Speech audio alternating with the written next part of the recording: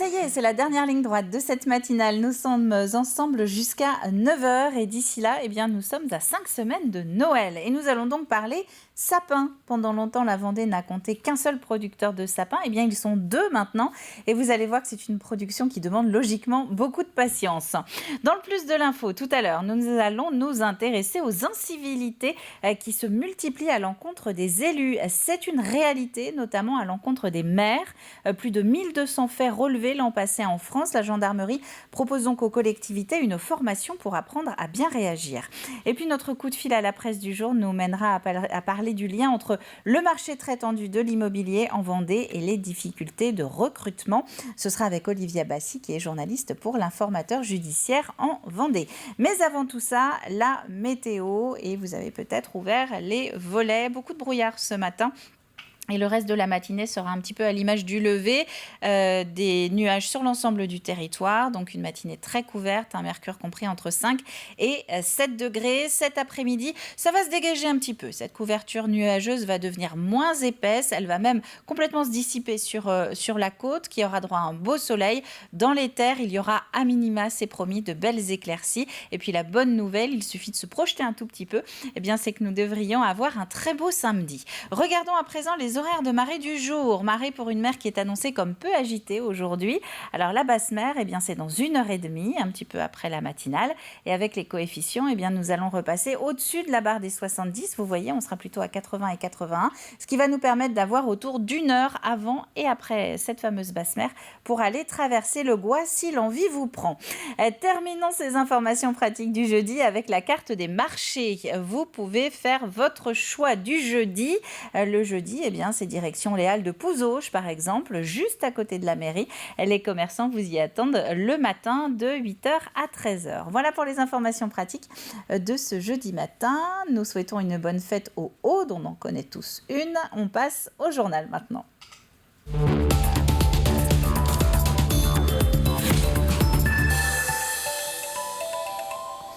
Et beaucoup de magasins vous plongent donc déjà dans l'ambiance. Dans 5 semaines maintenant, c'est Noël. Et parmi les dépenses qui sont en général planifiées, il y a celle du sapin. Certains sont déjà habitués à acheter en local. Cette année, voici une deuxième bonne raison de privilégier un achat de proximité. Un nouveau producteur de sapins se met à vendre ses arbres. Une première saison qui est préparée depuis quelque temps déjà. Grégoire de Châtillon. C'est parti pour cette toute première coupe de sapins de Noël. Après 7 ans de culture, c'est le bon moment pour enfin les prélever pour la vente. Ces sapins rejoindront très vite plusieurs jardineries du coin qui les ont commandés. Samuel Hermouette, agriculteur et gestionnaire forestier, s'est lancé dans la production de sapins de Noël. Son souhait, permettre aux consommateurs d'avoir chez eux des sapins Made in Vendée. C'est vrai que j'avais envie de pouvoir donner cette chance-là aux gens de pouvoir avoir un sapin naturel en Vendée, parce qu'en Vendée, au final, nous ne sommes que 2 producteurs. Il faut arriver justement à se faire connaître. C'est vrai que c'est la grosse difficulté de savoir et à anticiper le nombre de sapins qu'on va pouvoir vendre. Je travaille déjà donc avec des associations d'écoles, des comités d'entreprise et quelques jardineries. Donc là, j'ai déjà des commandes. Des sapins de Noël produits sur 12 hectares dans la commune d'Essart en Bocage, mis en vente à la ferme, soit préalablement commandés sur le site internet Les Sapins Vendéens ou bien acheté sur place. Un sapin de Noël vendéen, bientôt paré de boules et de guirlandes, avec au choix les traditionnels Nordman et Epicéa. On a le traditionnel Epicéa qui lui est très apprécié pour son odeur et il est bien étoffé. Et sinon donc le Norman qui lui est de plus en plus demandé parce qu'il ne perd pas ses aiguilles et c'est un très très beau sapin également. Si vous choisissez l'Epicéa, odorant, qui sent donc bon le sapin et que vous souhaitez qu'il perde le moins d'aiguilles possible, son point faible, il va falloir un peu l'aider. Il suffit de le mettre dans un petit seau en sable où vous allez pouvoir alimenter en eau tous les 2-3 jours. Il faut savoir qu'un sapin, une fois coupé, il peut consommer jusqu'à 1-2 litres d'eau par jour. Et sinon, si vous l'avez en socle, on propose aussi des socles en bois. Il suffit de le vaporiser avec un petit peu d'eau tous les jours et surtout éviter de le mettre auprès d'une source de chaleur telle qu'un radiateur ou un poêle à bois. Les sapins vendéens sont affichés au prix de 10 à 39 € selon la taille et la variété. En bref, vous avez peut-être déjà entendu parler du Ségur de la santé, ces 8 milliards d'euros qui doivent être officiellement affectés au monde hospitalier pour améliorer d'une manière générale les services dans les hôpitaux et les EHPAD. Eh bien, mardi, Olivier Véran en présentait le détail dans les Pays de la Loire concernant la Vendée. 4 grands projets ont notamment été retenus pour bénéficier de ces aides, des projets de modernisation de services et de restructuration. Ça se passera au CHD Vendée, à l'hôpital de Challans ainsi qu'à celui des Sables-d'Olonne. Une démarche que salue la présidente de région, Christelle Morancet. Mais cette dernière rappelle également qu'il ne faut pas oublier pour autant la lutte contre les déserts médicaux. Il va y avoir du spectacle au Vendespace en cette fin de semaine. Le complexe sportif de Mouilleron-le-Captif accueille la finale de la Coupe de France de VTT Trial avec samedi un grand show ouvert au public et ce sera l'occasion de découvrir la discipline sous un angle véritablement sportif avec 150 athlètes présents parmi les meilleurs mondiaux. Tout doit donc être fin prêt. Albin Mouton a pu assister à la préparation du site. Quelques jours avant l'arrivée des trialistes, des dizaines de bénévoles préparent les zones de compétition.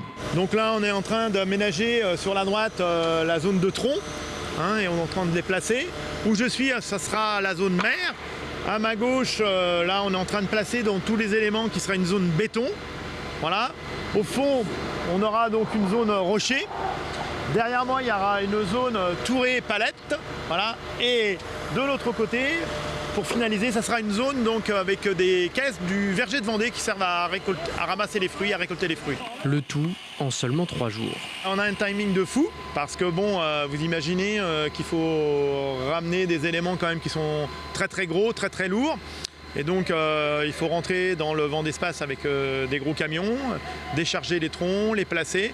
Parce qu'on ne peut pas les placer n'importe comment. Il faut tenir compte après de toutes les catégories qui vont rouler sur les zones et des difficultés qu'ils vont avoir à rouler, quoi. Voilà. Au programme de ces 2 jours, les compétitions hommes et femmes dans différentes catégories d'âge, mais également un show gratuit le samedi soir dans cette enceinte du Vendespace qui pourrait accueillir jusqu'à 3000 spectateurs. On a fait l'effort de contacter des pilotes étrangers, notamment des Anglais, des Espagnols, des Suisses, qui sont parmi les meilleurs mondiaux. Ils sont tous allés voir sur Internet ce que c'était que l'aréna du Vendespace. Ils sont tous très excités. Et quand je leur ai parlé de faire le show le samedi soir, ils ont répondu oui, sans souci. Et pour la petite anecdote, quand ils vont faire les duos, je leur ai même demandé leur musique préférée. Donc ils vont faire le show pendant 3 minutes chacun, donc faire une série de 6 fois 3 minutes avec leur musique préférée. Je pense que ça va être très, très sympathique. Une compétition spectaculaire pour mettre en lumière un sport encore méconnu. Seuls 3 clubs en Vendée proposent des sections de VTT trial. Quand on fait des démonstrations dans les villes vendéennes, les spectateurs, les passants, quand ils voient ce qu'on peut faire avec un vélo, sont scotchés et ils restent là. Ils nous demandent, ils nous disent mais c'est un sport. Oui, c'est un sport, c'est même un sport de la FFC, c'est un sport UCI. Et je pense que les gens vont être très agréablement surpris par ce qu'ils vont voir. Au total, près de 150 trialistes sont attendus pendant ces 2 jours au Vendespace, dont la Vendéenne de 18 ans, Emma Louineau, l'une des meilleures dans sa catégorie en France et dans le monde.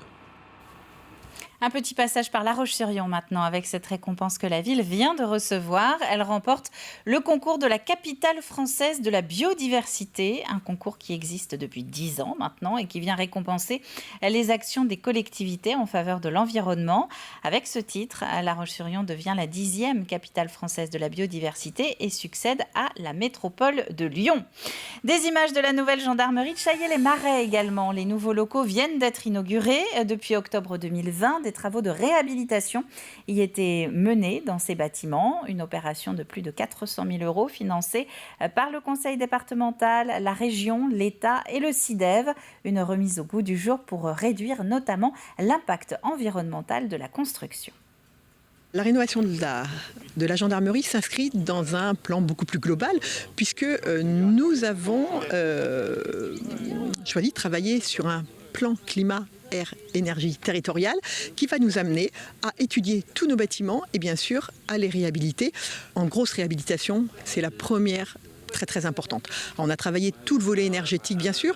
On en a profité pour travailler aussi l'accessibilité puisque sur cette gendarmerie nous avons donc un bâtiment administratif mais nous avons aussi 6 logements. Donc c'était important de coupler les travaux énergétiques au bien-être et à l'accessibilité pour les gendarmes.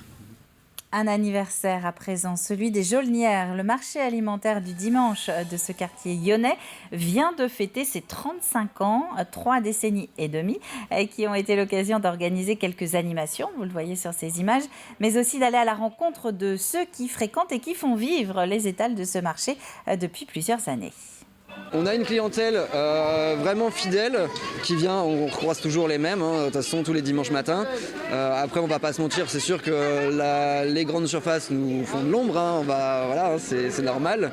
Mais il y a quand même, surtout depuis la crise du Covid, là on a quand même un énorme essor quand même du local et du bon produit. Les gens ont repris un peu le goût aussi de cuisiner, donc du coup ils viennent acheter des produits frais. Ils se rendent compte qu'on n'est pas forcément très cher non plus, malgré le fait qu'on soit en agriculture biologique, on est bien moins cher que l'agriculture biologique des grandes surfaces. Et donc le fait que ça soit local, qu'ils aient un contact avec les producteurs, en plus on n'est pas juste des revendeurs, on est producteurs. Donc du coup on connaît nos produits, on sait comment on leur donne des petites recettes, tout ça, donc ça aide aussi je pense à fidéliser la clientèle. Et puis si vous habitez Fontenay-le-Comte, difficile de ne pas les remarquer. Depuis quelques jours, 2 fresques géantes ont été peintes sur les immeubles du quartier des Moulins-Lillot.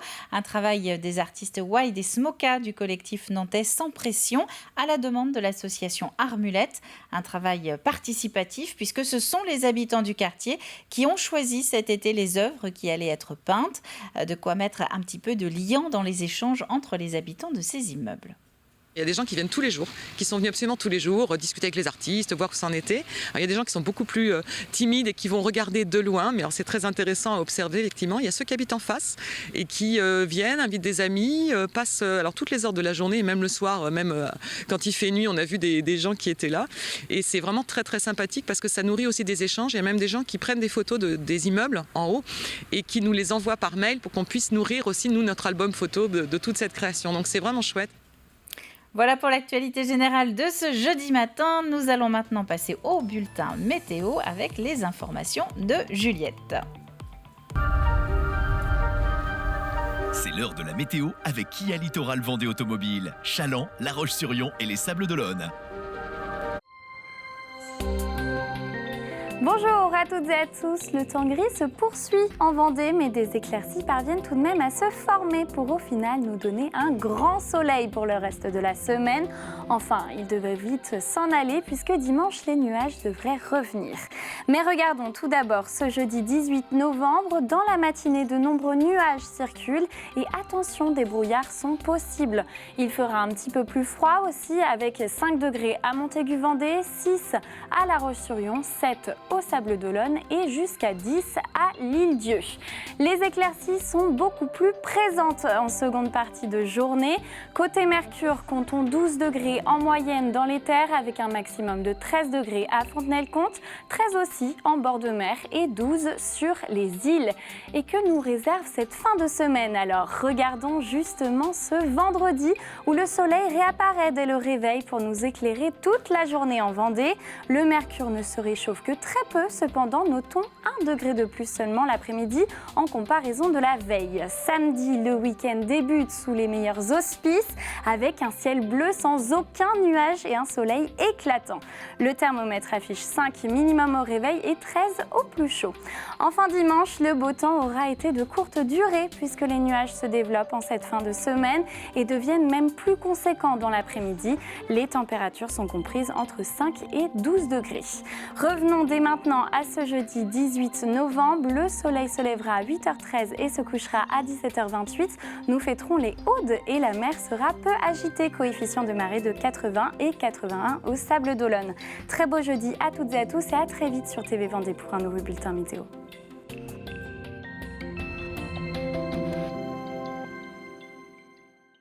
C'était la météo avec Kia, Découvrez la nouvelle Kia EV6 100% électrique dans nos 3 concessions Littoral Vendée Automobile de Challans, La Roche-sur-Yon et les Sables d'Olonne.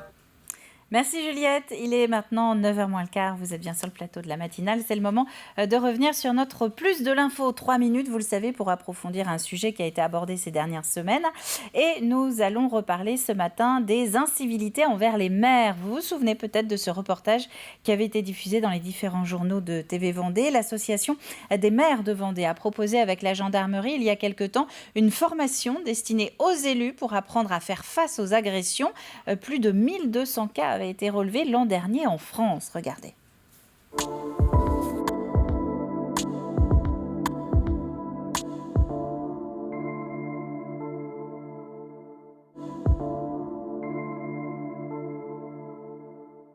Ce qui nous importe, c'est que sur les exercices que l'on fait en pratique avec eux, les mises en pratique que l'on fait, ils mettent en application ce qu'on indiquait dans la formation, à savoir identifier, lorsqu'un groupe de personnes vient à la rencontre des élus et avec des intentions un peu vindicatives, à ce que les élus réussissent à identifier une personne, un meneur, ou du moins un intermédiaire qui leur servira pour le contact. Ensuite, également d'isoler, parce que bien souvent, on se rend compte que les élus peuvent être victimes de ce genre de comportement à l'extérieur, en milieu ouvert, avec tout ce que ça comporte derrière, les moyens modernes de captation d'images, de diffusion d'images en direct sur les réseaux sociaux. Ce sont des images que les élus n'ont pas décidé d'eux-mêmes, à ce qu'elles soient prises et qu'elles soient surtout diffusées. Et donc, on demande à ce qu'ils isolent. Ils prennent des mesures pour essayer au mieux de s'isoler avec leur interlocuteur pour que ce ne soit pas filmé ou diffusé sur les réseaux sociaux. Et enfin, bien sûr, et là on rentre dans la communication pure, c'est d'écouter et de réussir à piocher dans le discours des personnes avec qui elles s'entretiennent les éléments clés pour adapter et apporter au mieux une solution à la problématique qui leur est exposée. Ce sont toutes les situations où un maire peut faire face dans son territoire, c'est-à-dire la gestion entre voisins, les incivilités de voisinage, le chien qui aboie, les gens du voyage qui passent et qui ne sont pas toujours bien perçus. Ça peut être aussi des questions d'urbanisme, tout ce que peut rencontrer un maire au jour du jour, des parents qui ne sont pas contents pour la gestion de l'école, la gestion de la cantine, la gestion de l'accueil de loisirs. Vous savez, je crois qu'on a multiples exemples, malheureusement, pour aider justement à gérer pacifiquement toutes les situations que nous pouvons rencontrer. Des incivilités, on en a toujours eu. Moi, comme je vous le disais, c'est mon 3e mandat de maire. Mais on est dans une situation aujourd'hui, face à la situation sanitaire que nous venons de vivre, face à une situation sociale qui est en train de se détériorer. On a aussi ce genre de situation auquel il faut faire face. Ce qui est difficile, c'est de prendre la mesure de la situation auquel on va être confronté et d'essayer d'y apporter une situation le mieux possible. Alors c'est vrai que moi je pars toujours du principe où je me mets aussi à la place de la personne et voilà, j'essaie avec elle de comprendre et de trouver une solution. Et c'est un plus de l'info sur les incivilités faites aux élus que vous allez pouvoir retrouver sur tvvendée.fr dans la rubrique Actu. On passe au coup de fil à la presse.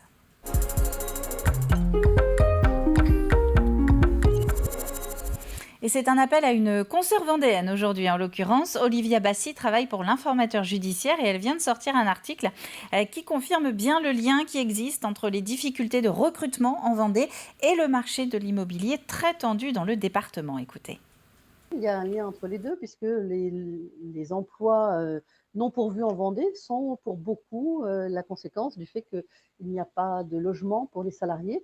Qui viennent souvent d'autres départements puisque la Vendée est en plein emploi, donc elle est obligée de recruter à l'extérieur du département. Donc effectivement, il y a différentes solutions qui sont prises par les communautés de communes ou les agglomérations, qui sont d'abord incitatives, mais qui peuvent aussi être coercitives.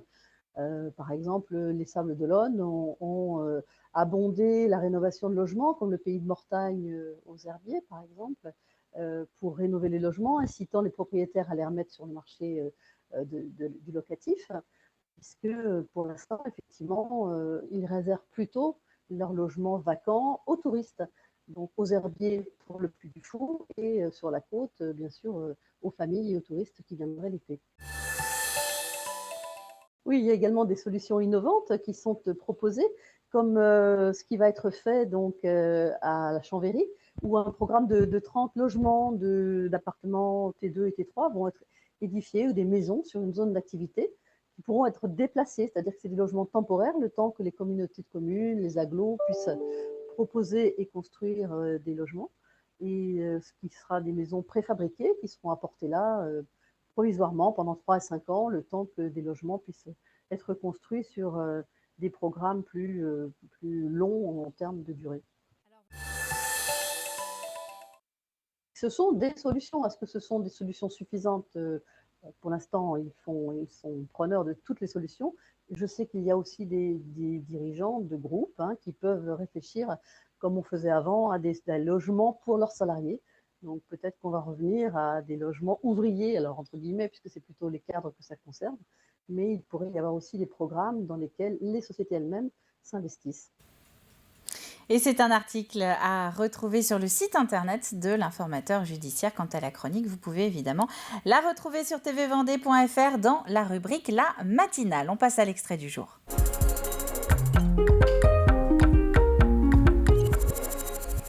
Et qui dit jeudi, dit Mageco, un Mageco sur lequel nous allons donner un coup de projecteur à Chauché ce matin, puisque Catel Lejeune est parti retrouver Christophe Durand sur la commune. C'est le fondateur de Who is Jack, une entreprise qui est spécialisée, contrairement à ce que peut laisser entendre son nom, dans l'ébénisterie et l'agencement d'intérieur. Et oui. Alors, on est devant ton entreprise à Chauché, une entreprise qu'on va découvrir ensemble, qui a un nom bien particulier puisqu'elle s'appelle Who is Jack. Alors, ça nous en dit pas beaucoup plus sur ton cœur d'activité. Est-ce que tu peux nous expliquer ce que tu fais et pourquoi avoir choisi ce nom ? Alors, pourquoi pour avoir un nom d'entreprise qui sort de l'ordinaire et des noms courants qu'on peut trouver autour de nous. Et ce que nous faisons, nous réalisons des agencements pour particuliers et professionnels. On fait que du sur-mesure. D'accord. Agencement, intérieur, extérieur ? Intérieur. Intérieur uniquement. Uniquement.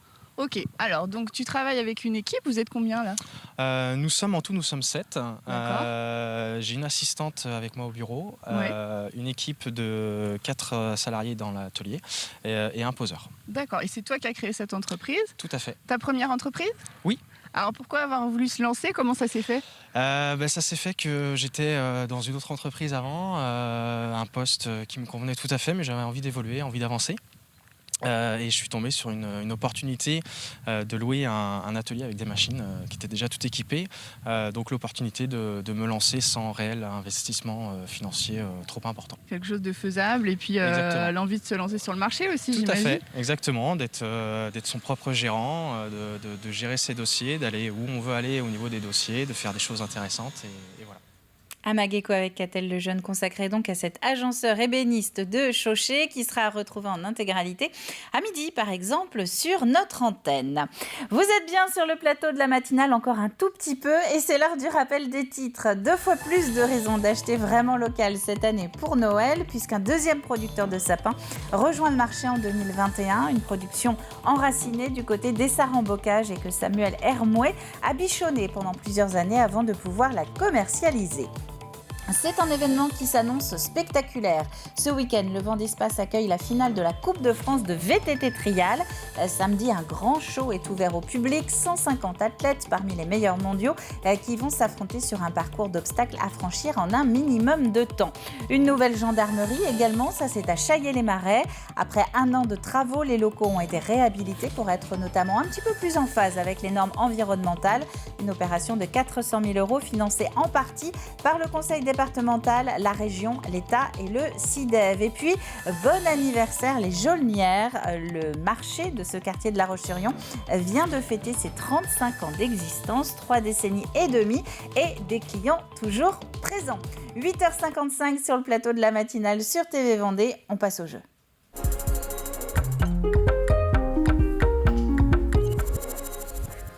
avec un jeu qui nous emmène au cinéma. Cette semaine, nous partons dans le bassin Herbretais, aux Herbiers, même beaucoup plus précisément, avec une question toute simple. Comment s'appelle ce futur et nouveau cinéma qui va ouvrir ses portes aux Herbiers? Ouverture prévue en fin d'année avec des travaux qui avaient été lancés tout début 2020. L'indice du jour, 5 salles au lieu d'une. Voilà, vous aurez 5 fois plus le choix d'aller voir un film avec toujours une gestion par une équipe de bénévoles. C'est très important à souligner.